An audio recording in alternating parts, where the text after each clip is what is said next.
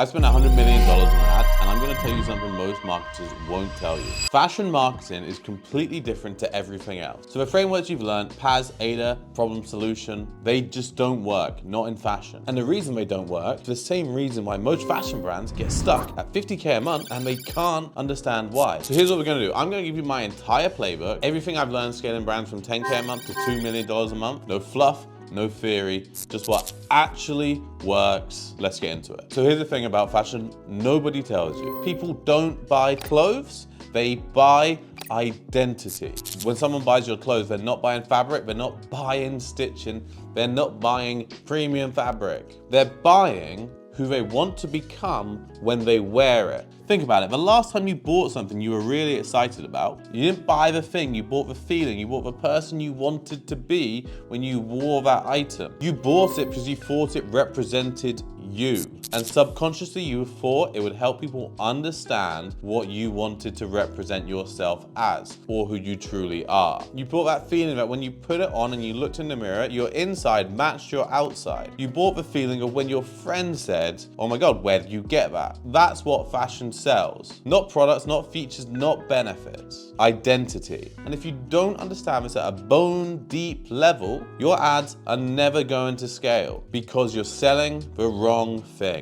Now let me show you the 4 mistakes that kill fashion ads, and honestly I see these constantly. Mistake number 1 is hard problem solution framing. And you've seen these ads, right? Do your feet hurt? Try my new comfy shoes. It's dead on arrival 90% of the time. Now here's why this doesn't work. And this is something most marketers don't understand and may never understand. Fashion is about signaling. When you buy clothes, you're signaling something to the world. You're telling people who you are. You're telling people what you're into. You're telling people what tribe you belong to. Now think about this kind of horrible example. If you think about a Rick and Morty graphic tee, why does someone buy that? It's so that other Rick and Morty fans see it, they recognize it, and they can walk up and start a conversation. The tee is like a flag and it says, I'm one of you. And now think about a different person buying a Louis Vuitton bag. They're not buying it for the quality, they're buying it for the signaling. I can afford this. And now think about someone buying vintage Louis Vuitton. It's a completely different signal. It's like, I understand fashion, but I have taste. I'm rich, I'm also cultured.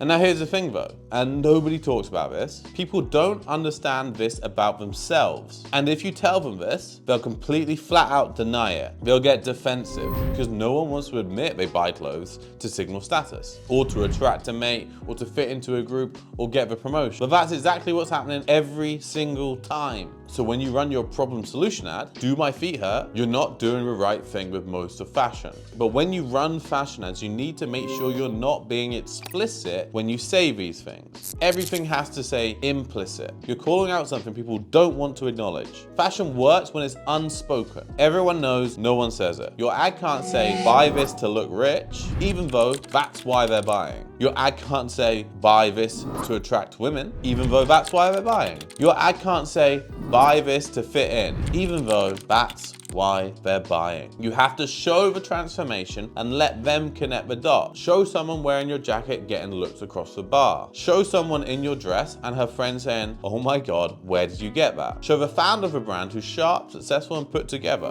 You're painting a picture, you're opening a door, and you're letting their imagination do the work. But the second you make it explicit, the second you say the quiet part out loud, you've lost. They reject it because they don't want to see themselves that way. And that's why problem solution sort of based ads don't work in fashion. You're exposing something which has to stay hidden. Mistake number 2, feature first ads. Made from organic cotton, reinforced seams and moisture wicking fabric. Unless it's a sport equipment, nobody cares. The reason why people buy Louis Vuitton is not the quality, it's because of how it makes others perceive them. It's a show of wealth, it's a show of taste, and the craftsmanship is simply what they tell themselves after buying. Features can support a sale, but they can never open the door. Mistake number 3, now most of the time when you're running fashion ads on social media, you don't want overproduced creative. You don't want professional studio shots with perfect lighting and models who look nothing like your customer. Here's what happens when your customer sees that. Their brain instantly goes, this is an ad. The second that happens, their guard goes up, their instincts kick in, and they're screaming, that people actually wear this? Is this what I want to be? And when you make content, you need to make it specific for the platform you're advertising to. If a platform you're on has no high production, polished honest shoots, right? If the best people on the platform are doing raw, organic, natural content, then in order for you to succeed, you need to do that, because the platform rewards what people want. So you also have to make content which the platform then reward, which is what people want. Mistake number 4, I see this all the time. It's a very specific point, and I've made this mistake a lot. I've tested it so many times. Never